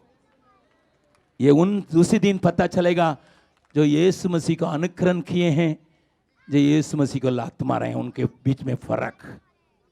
आज लात मारी है कोई बात नहीं लेकिन दुनिया देखेगा वो आदमी उड़ जाएगा वो आदमी उड़ जाएगा। तब पूछेगा भैया कौन दिन बताइएगा बताइए ना तारीख बताइएगा। मेरा प्रभु ने तारीख नहीं किया कुछ चिन्हों को दिया उसमें से सब चिन्हों को बतलाने के लिए मेरे पास समय नहीं लेकिन जल्दी जल्दी में 2-3 चिन्हों को जो आज आपको देखने के लिए मिलता है दिखाने के लिए चाहते हैं। पढ़िएगा लूका रचित सुसमाचार 21 अध्याय लूका रचित सुसमाचार 21 अध्याय में मेरा धर्मशास्त्र बाइबल में यूं लिखा है। पढ़िएगा लूका रचित सुसमाचार 21 अध्याय में 1-2 वचन को पढ़ेंगे। यीशु से पूछा गया चेलों ने पूछा प्रभु कब होगा तेरा आना कब होगा ये संसार का अंत कब होगा लोगों के बीच में न्याय कब होगा। तब प्रभु ने कहा 10वां पद से पढ़िएगा। तब उसने उससे कहा तब यीशु ने उससे कहा जाति पर जाति और राज्य पर राज्य चढ़ाई और करेगा। राज्य पर राज्य चढ़ाई करेगा। हिंदुस्तान में नहीं सब जगह में जाति पर जाति राज्य पर राज चढ़ाई करेगा और बड़े बड़े भूकंप होंगे। बीते हफ्ता भी दिल्ली हिल रहा था लोग बिहार भी हिल रहा था। हम लोगों को कुछ महीना के पहले जब नेपाल में भी मिडल हुई 3 लाख घर समाप्त हो गया। बिहार में हम रहते हैं हमारा मकान भी गिर रहा था। हमारा स्कूल के 3000 बच्चे सब बाहर आ गए हैं। पूरा 218 बार 3 दिन में 218 बार हिलते रह गया। हम सोचते हैं हिमालय बहुत जबरदस्त पहाड़ है बहुत ऊंचा पहाड़ है। बगल वाला सा हाथ पकड़ हुए अगर हिमालय हिलेगा बोलिए बोलिए गाजियाबाद का हालत क्या होगा। हिमालय पर्वते गिर सकता है हिल सकता है। 218 बार हमारा टीम वहां पर मदद करने के लिए गया। हम लोग कपड़ा बांटने के लिए, खाना बांटने के लिए एक टीम को भेजे थे। 50 आदमी को मैंने विदा किया। ट्रक जो है हिलते हिलते लुढ़क किया। इतने परेशानी के साथ हम लोगों ने वहां मदद किया। दिल्ली बीते हफ्ता हिल रहा था। वैज्ञानिक लोग बोलते हैं ज्यादा हिलेगा। अभी दिल्ली से दूर में नहीं है बाबा। बाबा मेरा यीशु आ रहा है। अब पढ़िएगा देर नहीं। और जगह जगह अकाल, जगह जगह अकाल और महामारियां पड़ेंगी, पड़ेंगी, और आकाश से भयंकर बातें और बड़े बड़े चिन्ह प्रकट होंगे। परंतु इन सब बातों से पहले वे मेरे नाम के कारण तुम्हें पकड़ेंगे, ये मसीह लोग तुमको पकड़ेंगे और सताएंगे और पंचायत में सौंपेंगे, जो हिंदुस्तान में आज जगह जगह में गली गली में होता है। मेरा यीशु पहले कर दिया था। हम लोग सीतामढ़ी में मीटिंग करने के लिए गए, जहां सीता का जन्म हुआ। वहां मीटिंग करने के लिए गए। वहां को कुछ भाई लोगों को जो समझ में नहीं आया, इसलिए आके हमारा मंच को तोड़ ताड़ के चला दिया। मैं और वहां का अगुआ हम लोग एसपी साहब के पास गए। भैया थोड़ा सा लॉ एंड ऑर्डर, तो कानून का व्यवस्था कीजिए। एसपी हमारे सामने बैठ के बोल रहा था, आपका बाइबल में तो लिखा है यीशु मसीह के नाम से आप सताए जाएंगे, आपको सहना होगा। मैंने कहा हम मरने के लिए तैयार है, लेकिन लोग मीटिंग में आते हैं उनको भी मारता है, इसलिए उनको बचाने के लिए मैं आपको बुला रहा हूं। एसपी खड़ा हो गया। चले आया। मीटिंग जबरदस्ती हुई। उस चलती हुई मंच में से मैं बोल रहा था, आज एक सुंदर कलीसिया सीतामढ़ी में खड़ी है। पूरा जिला में पहले कलीसिया बनाने के लिए परमेश्वर ने सहायता किया। जानता है, एसपी जानता है, डीएम जानते हैं हम सताए जाएंगे, क्योंकि यीशु मसीह ने 2000 साल के पहले कह चुका है। उन बातों को अधिक होते ही देखने समय होशियार, होशियार, होशियार।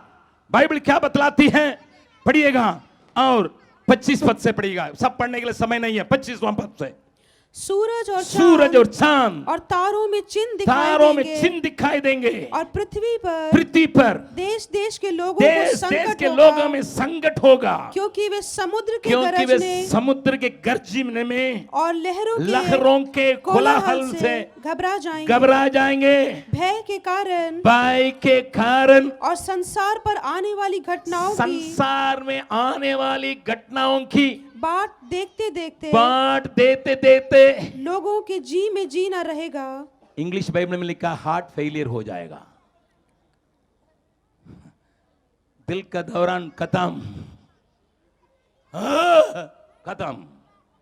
आजकल हार्ट अटैक ज्यादा क्यों हो रहा मालूम है ना? इसी कारण भैया। इसके चलते हम कहते हैं मन फिराओ, मन फिराओ, मन फिराओ। मेरा मसीह आ रहा है, पूरी तैयारी हो रही है। मेरा मसीह आ रहा है, पूरी तैयारी हो रही है। हमेशा वो राज करेगा, हम उसके हैं, वो हमारा।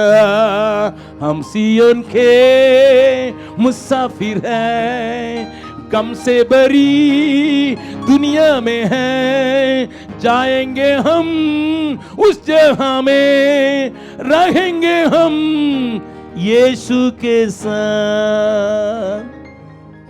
आने वाले आपत्ति से बचने के लिए ये संदेश आपके पास पहुंच रहा। आप अपना परिवार को संभालिए, खाली धर्म के घमंड में मत रहिए, परिवार के घमंड में, पैसा के घमंड में मत रहिएगा। दुनिया में आने वाले आपत्ति से बचाने के लिए भाई जोसेफ ने इस लगा का, मेरा भाई एडवर्ड ने लिखा था, भैया ये एवेंजलिस्टिक क्रूसेड है, इसलिए आप सैल्वेशन का संदेश को दीजिएगा। लेकिन मेरा संदेश कई विश्वासियों के भी उत्साही देने के लायक हो गया। प्रभु के धन्यवाद हो, धन्यवाद हो। आपको कार्यशील बनाने के लिए हो गया। लेकिन आप पूछेंगे अगर इस झुंड में भैया आने वाली आपत्ति से बचाने के लिए मुझे क्या करना है, मैं एक वचन को पढ़ के अंत करने के लिए चाहता हूं। अंतिम समय में न्याय होगा, उस न्याय के समय क्या होगा, उस 2 वचन को मैं आपको दिखाकर मैं अंत करने के लिए चाहता हूं। मेरे साथ, मेरा बाइबल तो साफ बातों को खूलम बतलाने वाली किताब है। दुनिया में ऐसे कोई पुस्तक नहीं जो दुनिया के शुरुआत से लेकर अंत और अंत के बाद की सारी बातों को बतलाने वाली किताब कुछ भी नहीं है। मैं दुनिया के कोने कोने में खड़ा होकर चिल्ला सकता हूं। पढ़िएगा प्रकाशित वाक्य उसका 20वां अध्याय, प्रकाशित वाक्य उसका 20वां अध्याय में 2 वचन को पढ़ेंगे, उसके बाद 21 अध्याय में देखेंगे। पढ़िएगा 11 पद से लेकर पढ़िएगा। फिर मैंने एक बड़ा श्वेत सिंहासन और उसको जो उस पर बैठा था देखा। उसके सामने कौन कौन खड़े थे? 12वां पद। फिर मैंने छोटे बड़े सब मरे हुओं को सिंहासन के सामने खड़े हुए देखा और पुस्तकें खोली गई और फिर एक और पुस्तक खोली गई अर्थात जीवन की पुस्तक। पढ़िएगा 14 पद का, पढ़िएगा 14-15। मृत्यु और अधलोक आग की झील में डाली गई, जिसको प्रभु ने शैतान और उसके दूतों के लिए बनाया, उसमें डाली गई। ये आग की झील दूसरी मृत्यु है। ये दूसरी मृत्यु है। भाई इस जगत में आपको मरना है, क्योंकि ये शरीर मिट्टी का है, मिट्टी में चला जाना। लेकिन ये एक और मृत्यु है। कान खोल के सुन लो, एक और मृत्यु है जो दूसरी मृत्यु है। उसी 20वां अध्याय में पढ़िएगा, जो दूसरी मृत्यु को नहीं देखता वो धन्य व्यक्ति है, जो उठा लिए जाएंगे प्रभु यीशु मसीह के साथ। उनके लिए दूसरी मृत्यु नहीं है, वो हमेशा प्रभु के लिए रहेंगे। थाली बजा के परमेश्वर का धन्यवाद करें। परंतु बाकी सब लोग जिनको लिए न्याय होगा वे दूसरी मृत्यु को देखेंगे, क्योंकि उनका नाम जीवन की पुस्तक में नहीं है। आपका दिल में एक प्रश्न उठता होगा, क्या मेरा नाम जीवन की पुस्तक में जो यीशु मसीह के पास है उसमें है? आपके नाम आधार कार्ड में नहीं होगा। मेरा नाम अभी तक बड़ा नहीं है, क्योंकि जब वो आता मैं नहीं रहता, जब नहीं रहता वो आता नहीं है। मेरा नाम वोटर लिस्ट में उल्टा टांगा है, क्योंकि उनका अगस्टिन जबकमा लिखने में तकलीफ हुआ। क्या क्या तो लिखा है। मेरी वाइफ का नाम रूपल लिखा है और वोटर में नाम लिखे प्लेक लिख दिया, क्योंकि समझ में नहीं आया। हमने जो बोला वो प्लेक लिख दिया।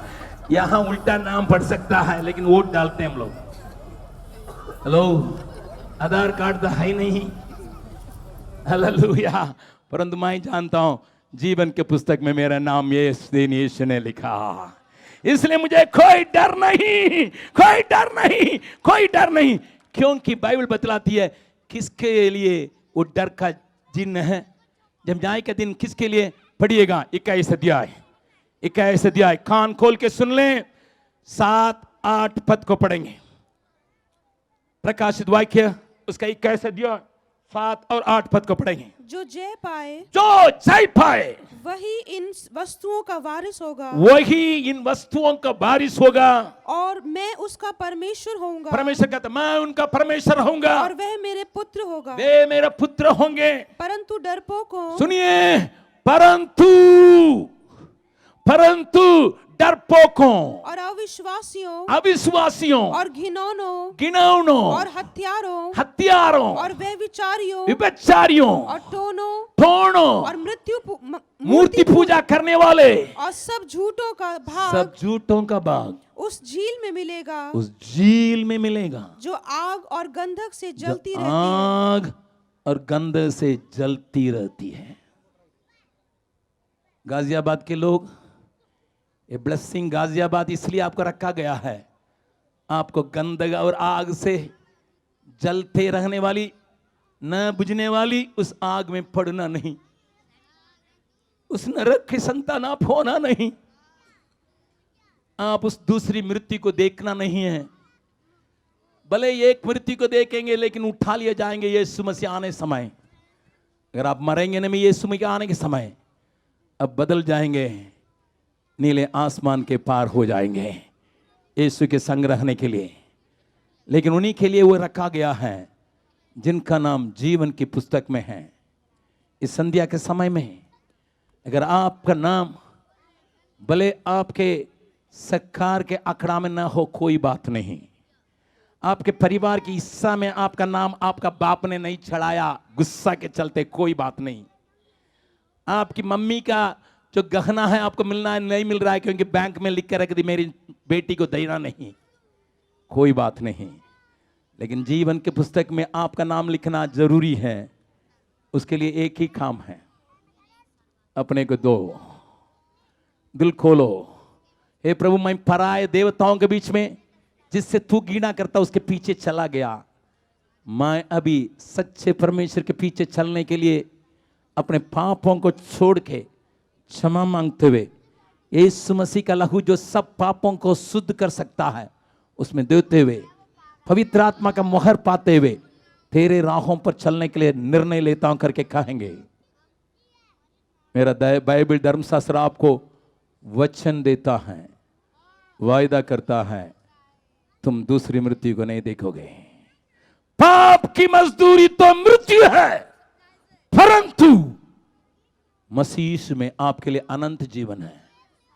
सब कोई अपने आंखों को बंद करें, सब कोई अपने आंखों को बंद करें। कोई भी समय इधर उधर हिले नहीं। बच्चे भी, भैया हमको विश्वास नहीं था इतना दिन, जरूर विश्वासी हूं, यीशु मसीह का गीत गाता हूं, लेकिन अभी तक मुझे दो बाग में मैं बांटे रह गया, दुनिया में और यीशु मसीह में। उधर भी हाथ लगाता था, इधर भी हाथ लगाता था, समाज को तृप्त करने के लिए भी चलता था, लेकिन अभी मैं समझ गया यीशु जब आएगा मुझे बादलों पर जाना है, यीशु के संग रहने के लिए मुझे जाना है। बाइबल बतलाती है, मैं देख शीघ्र आ रहा हूं, मेरे साथ प्रतिफल भी आ रहा है, मुझे इनाम भी पाना है, यीशु के संग भी रहना है। खाली हाथ, छूचे हाथ मैं बेंट करने के लिए नहीं चाहता हूं। मैं अपने ताकत से औरों को भी बतला के, अपने परिवार को, अपने मोहल्ले के लोगों को, अपने दोस्तों को भी इस सच्ची बातों को बतला के, उनको भी आकर्षित करके एक झुंड के रूप में मैं परमेश्वर से मुलाकात करने के लिए चाहता हूं। उसकी कोई भी वादा ना होगा अधूरा, उसके आने के वादा भी होगा पूरा। सारे संसार देखेगा।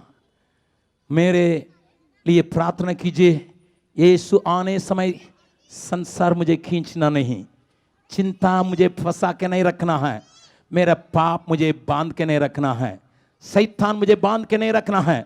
मुझे आज़ादी के साथ यीशु आने के समय उड़ जाने के लिए ताकत चाहिए। मेरे लिए प्रार्थना कीजिए। मेरा नाम जीवन की पुस्तक में लिख के रहने की आवश्यकता करने वाले अपने दाहिना हाथ को उठा के दिखाई, मैं आपके लिए दुआ करने के लिए चाहता हूं। यीशु आने के समय मैं भी जाने के लिए चाहता हूं। यीशु आने समय मैं भी उनके साथ उस अनंत जीवन के राज्य में, जहां दुख नहीं है, जहां मृत्यु नहीं है, जहां झील नहीं है, जहां आनंद ही आनंद है, उस जगह में सब कोई खड़े हो जाएं। जितने लोग हाथ उठाएं खड़े हो जाएं। परमेश्वर आपसे बर्ताव किया है, और अपना दोनों हाथों को उठा के प्रभु से कहिए, मैं चूचे हाथ तेरे पास नहीं आऊंगा प्रभु, मैं कुछ लोगों को लेके आऊंगा, अपने परिवार को लेके आऊंगा, अपना तन मन धन से तुम्हें सेवा करके मैं तेरे पास आऊंगा। मेरे नाम को लिख ले, अपने जीवन की पुस्तक में लिख ले यीशु, ताकि मैं दूसरी मृत्यु को नहीं देख सकूं, मैं दूसरी मृत्यु के मेरे बच्चे नहीं देख सके, मेरे साथी लोग नहीं देख सके। भले एक बार मरना कोई बात नहीं, इस दुख भरी जगत से चले जाना ठीक है। ये आज हमें चिल्ला के कहना, हे मृत्यु कहां है तेरा जाय, हे अधलोक कहां है तेरा जाय, हे मृत्यु कहां है तेरा डंग। इस आवाज के बिना, इस आशीष के बिना, इस शुभ संदेश के बिना हिंदुस्तान नरक के ओर आगे बढ़ रहा है।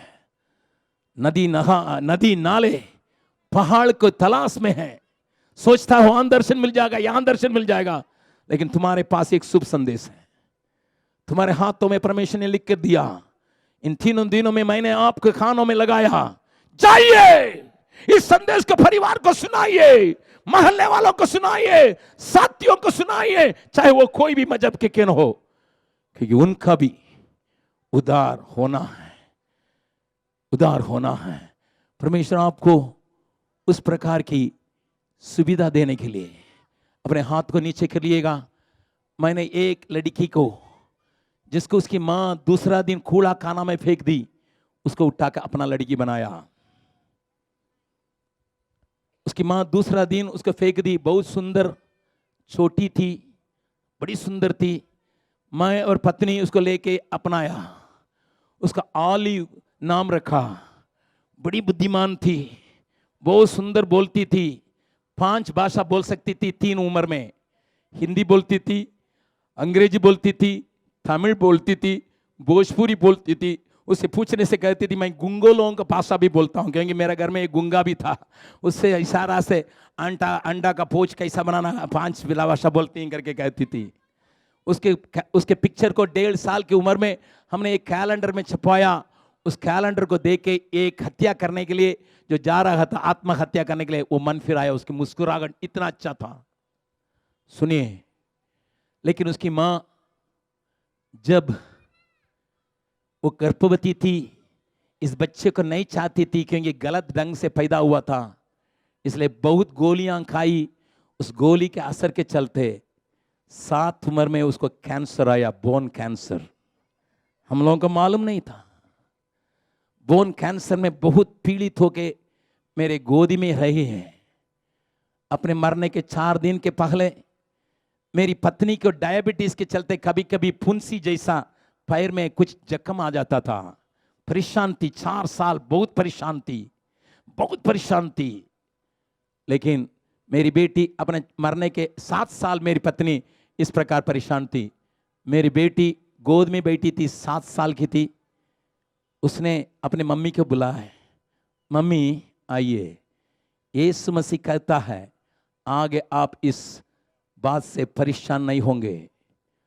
अभी 11 साल हो गया, मेरी पत्नी का एक भी फुंसी पैर में आया ही नहीं है।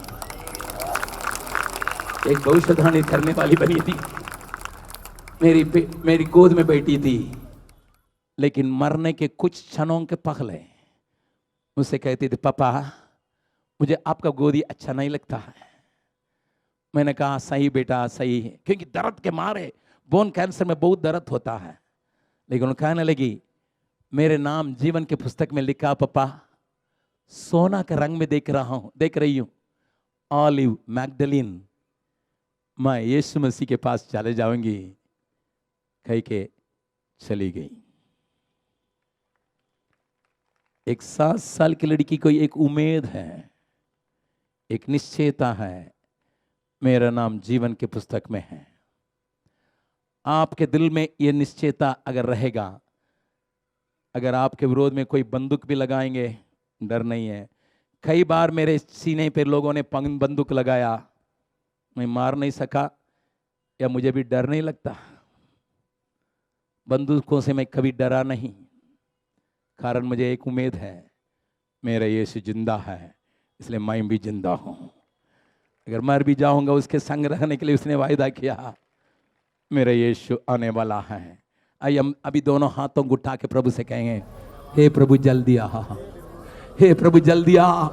जहां मृत्यु नहीं है, जहां दर्द नहीं है, जहां कष्ट नहीं है, जहां रोना नहीं है, जहां पीटना नहीं है, वहां पर ले जाने के लिए जल्दी आ, जल्दी आ यीशु, जल्दी आ। अपनी दया से मुझे मेरे नाम को उसमें लिखने की वजह से एक आशा दिलाइए। यीशु तेरी दया से मैं जीवन जीता हूं, यीशु तेरी कृपा से मैं आगे बढ़ता हूं। धन्यवाद धन्यवाद यीशु तेरा, धन्यवाद धन्यवाद धन्यवाद यीशु तेरा, धन्यवाद। मेरे साथ गाइएगा, यीशु तेरी दया से मैं जीवन जीता हूं, यीशु तेरी कृपा से मैं आगे बढ़ता हूँ। धन्यवाद धन्यवाद।